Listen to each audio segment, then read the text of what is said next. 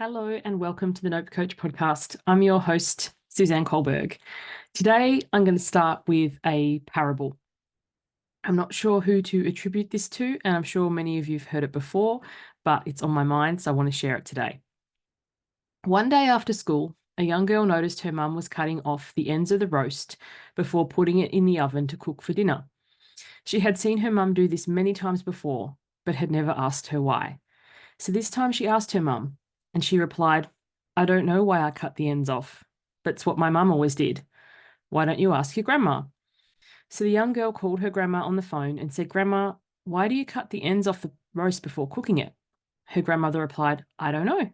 That's just the way my mum always cooked it. Why don't you ask her?"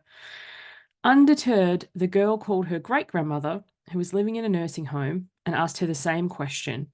"Why do you cut the ends off the roast before cooking it?" And her great-grandmother said, "When I was first married, we had a very small oven, and the roast didn't fit in the oven unless I cut the ends off." And the reason I love this story so much, and people can get into the arguments of, does this make the meat tender, or there was different ways of preparing things and all this sort of stuff. But all of that aside, the reason that I love this story is because how often do we do something simply because that's what we've observed other people doing it, and we've never even thought to ask? Or if we've tried to do something in another way and we've been cut down, shot down, inadvertently pulled into a way of doing it, like the bullying voice of conformity says we must do it like this. And in the current day and age, the way that we do things today, even like from the generation from myself to my children. One of my kids said to me recently, what was my favorite YouTube channel as a kid? And I just laughed and said, we didn't have YouTube when I was a kid. So things are changing rapidly, the way that we do things. And many of us get stuck in a model of doing things that's so very outdated. Like if you wanted to write a book in today's day and age, you could publish yourself on Kindle Unlimited, self-publish through your own website. There is so many ways that you could just have your, direct publishing. Whereas even when I was growing up, writing your manuscript, posting it off to all different publishing houses, there's just so many ways to do things. And persistence is a virtue. Like in this story, the little girl asked her mum, "Why do we cut the ends off the roast?" And mum said, "I don't know, just the way my mum always did it." She could have left it there. She could have been like, "Okay, well, we just cut the ends off the roast before we put it in the oven." But then she asked her grandmother, and she was like, "I don't know. That's the way my mother always did it." And still, once again, she could have left it there. But, she was fortunate enough to still have her great-grandmother, and she called her and asked. And I think so often we don't ask, we don't question, we just do it because that's the way that I was told to.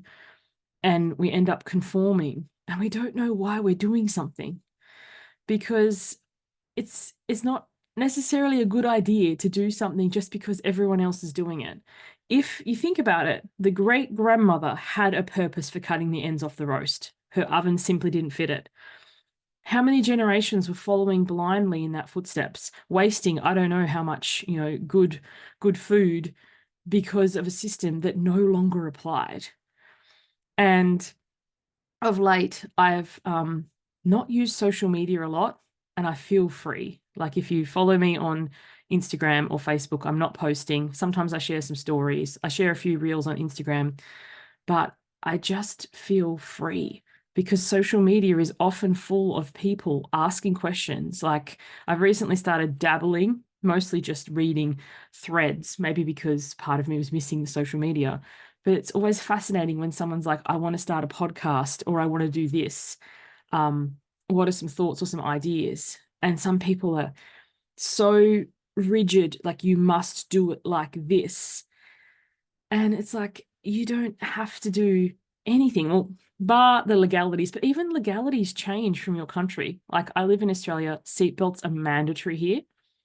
And over the weekend just gone, we had a very, very near miss. We're all okay. It was a near miss.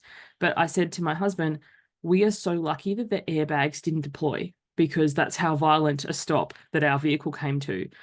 And he said, I don't know if this is true. Once again, this is, a story that I've heard from somebody. I don't have the verification of this. He said, but had we been in the US, it's likely the airbags would have deployed because they set it at a different jolting because seatbelts aren't required there. And I did not know that at all because in Australia, by law, you must wear a seatbelt when you're in a vehicle, and the way the children must be restrained has certain laws and stuff. But sometimes we just assume. And the whole other area in some people I was talking to recently, within children, how long they're rear facing for and when do they become forward facing. Sometimes the way that you grew up, you don't think to question outside that because the years have passed and you haven't needed to because you haven't had small children in your car, so you just restrain them the same way that you restrained your children in the vehicle. When I say restrain them, please don't panic. And then it's like, actually the laws and the systems and the way that we do things have changed. So all of this to say, when we are starting out to do something, start a business, create a podcast, write a book, release some weight, find our partner, move to a new suburb, there's no end of things that we want to do.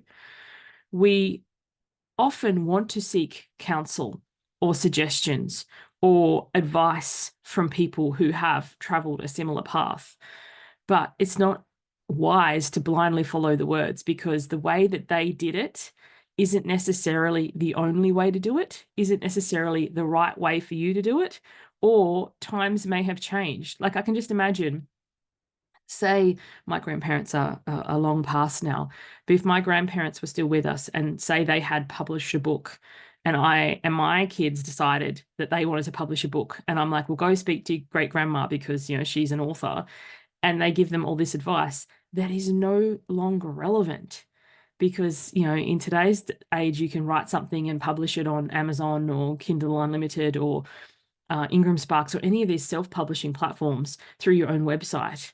So the people who have traveled a similar path, the first question is when, the second question is where, because depending on where you are in the world, the way things are done, what's actually legal, like seatbelts and stuff, may be totally different. And even things like, writing a book, what is your genre? So if you're writing like romance as opposed to something scientific that, requires data and facts and cross-checking, who are you approaching for advice? Even something like creating a YouTube channel. Are you creating a YouTube channel so that you become an influencer and have hundreds of thousands of followers and make your money from the ad spend of your YouTube? Or are you creating your YouTube channel to attract clients into your business? So say, for example, I'm a coach. I have examples of my coaching on my YouTube channel. I'm not an influencer, like, but each to their own. But what is the overall purpose of the thing that you're trying to do? And who is your audience? There is 8 billion people in the world. If you're starting a podcast, there is a particular subset of people who require it to be highly edited, highly fact-checked, perhaps even scripted. I'm not saying that that isn't the case, but there's also the people, I know you guys who listen to my show, it's not edited at all. It's not scripted at all, and you enjoy it that way. So sometimes when we are seeking advice or when we're blindly following the rules of conformity and doing something in a way that doesn't align to us, doesn't feel good to us, we don't enjoy, and then we wonder why we don't get the results we hoped for. We end up burning out or exhausted or depleted. And then we think, oh, YouTube isn't for us. Writing a book isn't for us. Having a podcast isn't for us. And that might not be the case. It's just not in that particular way. Even if you think back to the parable I started with, the way the person was cooking the roast, you don't have to cook it in the oven. There's multiple ways to prepare food. And sometimes we just do something because that's what we've seen done. Or questions were very much discouraged. Like even in this parable, the woman said, why don't you ask your grandmother? So the questions were encouraged. I know, depending on the way that you grew up, questions might have been discouraged. You don't ask, you just do it. This is how you do it.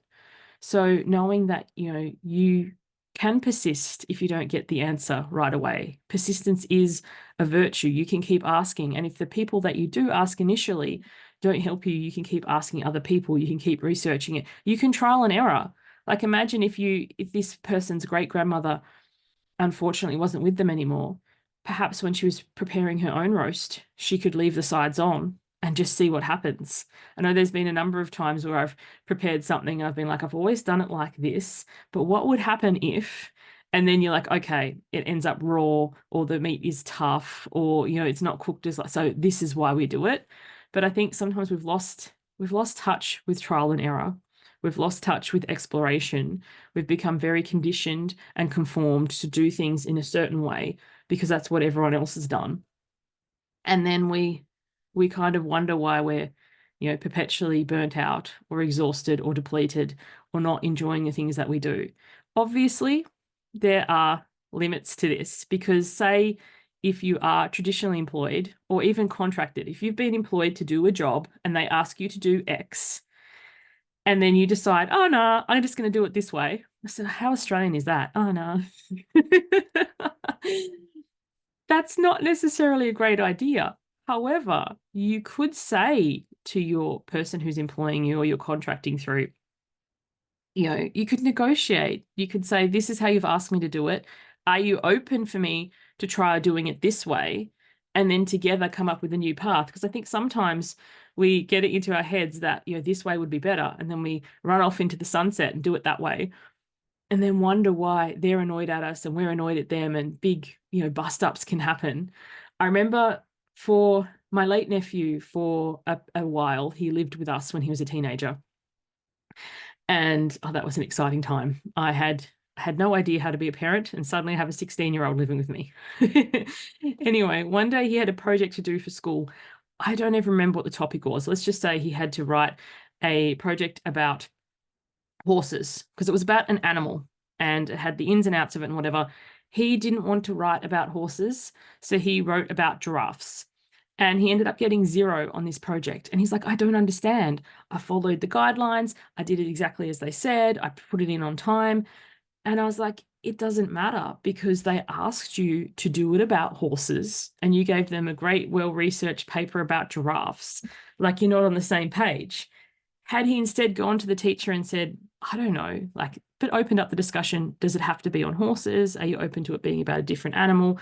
Like, have that discussion at the front end before you go traipsing off to do it this other way. Like, I'm thinking, I'm going all over the place today, so thank you if you're following my trajectory. But say, for example, as I said, I don't use social media much anymore. But say I hired a social media manager and I was like, what I'd like you to do is take clips of my podcast and post them every second day to Facebook and Instagram. That's something, could be a potential. Please don't pitch me your services. This is not what this is. It's an example. But that was what I chose to do. And then I look at my social media and there's nothing there. There's no posts on Facebook. There's no posts on Instagram. So I reach out to the person I've hired and I'm like, why are there no posts here? Oh, no, I decided that LinkedIn was a better platform for you. So I've been posting there. Can you see how, sometimes this could be a whole failure to communicate? I didn't ask them to post on LinkedIn. I don't even have a LinkedIn presence. Their reasoning for doing it might be great. They're like, you get great attraction there or whatever. But unless you have this discussion, ask the questions, have this forward and back.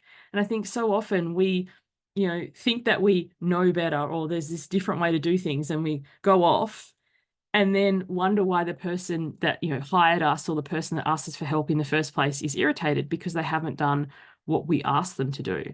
So yes, don't always conform, but also don't always just take your idea, write a project about giraffes instead of horses, or post on a LinkedIn instead of Facebook because you think that will get the person better traction if you haven't actually had the discussion with them. And I think day-to-day examples of where we can do this, just the simplest of things. So my children are both in primary school. They're in grade 3 and grade 6. And sometimes they ask for help with their homework. My one in grade 3, a lot more so. And the way that they are learning things, it's called the strategy. I look at that and I'm like, this is not how I learned to do it. So if I ignore the strategy that the teacher has taught him, and then instead teach him my own strategy, the way I learned when I went to school, even though the answer that he gets to is correct, when you have to show working out, it is confusing. So sometimes we try and, show our way to cook the roast, our way to do the maths, our way to do this because it's the way that we're most familiar with or the way that we're most comfortable with. And we're not actually in service to the person. Like, I'm thinking when I went to school, we didn't use computers at all. They really started coming in when I was in like year 11 and 12, but everything was handwritten. And now my son is making Canva presentations in grade 3, and he's actually better at Canva than me. And I've said that to him. I'm like, I am not really familiar with this platform. I never have. I haven't enjoyed making slides, but he's doing his homework and his presentations in slide format at age 9. So sometimes when he asks for help with things, either I really am not the best person to ask, or I have to spend time learning that strategy myself so that I can support him with it. So all of this to say, what is something that you have wanted to do that you have held yourself back from? And it could be something you want to monetize, like a book or a podcast or a YouTube channel. Or it could be something you've wanted to do simply for you. You've wanted to paint. You've wanted to do, I remember my mum's life dream was to do watercolors, to crochet, to quilt. I don't know what it is. Like something that's been the call to your heart, but you've never pursued it because you don't want to get it wrong. You don't want to do it the wrong way. And how could you just like fuck around and find out? Like buy yourself some paints or buy yourself some watercolors and some paper. Even with that, like I remember I dabbled in watercolors for a while because I remember my mum had a passion for it. And I was like, why does it not look right? And then it's like, oh, you need a special kind of like paper or parchment, like watercolor paper helps the colors like bleed or blend, whatever the language terminology is. You don't know these things unless you are willing to have a go, are willing to, that saying, every master was once a disaster. But so many of us, we hold ourselves back from ever starting because we are scared we're going to do it wrong or we don't want to look silly. And if it's something you're doing purely for you, watercolors, painting, crocheting, quilting, imagine where you'd be a year from now, 5 years from now, 10 years from now. I'm thinking especially something like crocheting. Imagine if you decided you wanted to crochet a scarf or a blanket and you kept your first one and then you kept doing it, and how your each project evolved would get better. Like I look back sometimes at my very early podcasts and videos, and I had it exactly scripted, and I sound so robotic and like I have a pole stuck up my ass, and I just smile because I realized that way of doing it, having it scripted, having it preset out, didn't work for me, but I wouldn't have known that unless I gave it a go. And some people don't, the freestyle version that I do does not work for them in any way, shape, or form. They need it to be scripted. They need to have their dot points. They don't like to meander, but you don't get to know unless you try. And if you came to me for advice about how to do a podcast and I said, whatever device you've got, hit record, give it a go, your best gets to get better. For some people, that would be terrifying and they would never even start. And for other people, that would be the impetus to go, yeah, let's start. So my encouragement for you today is, where in your life have you been following the family tradition of cooking roast, even if you're vegan or vegetarian? Where have you been following your family tradition of doing something in a certain way because that's how your mum did it and your grandma did it and your great-grandma did it and you just didn't even question? And where could you be like, actually, is this the best use of me? What other alternatives are there to this? Because sometimes the slightest tweak, like I think of my daughter who originally, she always knew she wanted to do some form of dance. So I enrolled her in ballet and she was just bored as batshit. Like I know ballet has so many structure and you've got to learn positions, but she couldn't stand it. So then we went to jazz and she liked that a bit more. And then we went to, we tried one other form of traditional dance. Then she did pole dancing. Now that requires an incredible amount of core strength. And now she does cheer. But the evolution of, some part of her wanted to dance. And we thought, well, I thought ballet because, you see all the little kids in tutus doing ballet. But as she started and trialed and errored, she got to evolve. And my only rule with any of her evolutions is she must finish the term that I have paid for before we try something else. We're not chopping and changing and chopping and changing because sometimes we give up too soon. We try something. I started a podcast, Suze. I was an instant success. How many episodes did you do? 3. Like, you haven't given yourself enough time to trust the process, to learn, to have it unfold, to have that trial and error. So whatever it is that you're wanting to create, if you're trying to crochet a blanket and you gave it a go for like 2 weeks, a lot of us have this graveyard of failed attempts and expensive hobbies that are junking up every available place in our home because we didn't give ourselves the time to really follow it through, or to work through those initial phases. Like, whatever it is that you've done, keep your first crocheted blanket, keep your first Facebook Live, YouTube video, podcast. If you don't have some form of secondhand embarrassment from something that you've done initially, have you really lived? And also, there's secondhand embarrassment married to pride for being brave enough to give it a go. Hope this has helped. Catch you on the next one. Bye for now.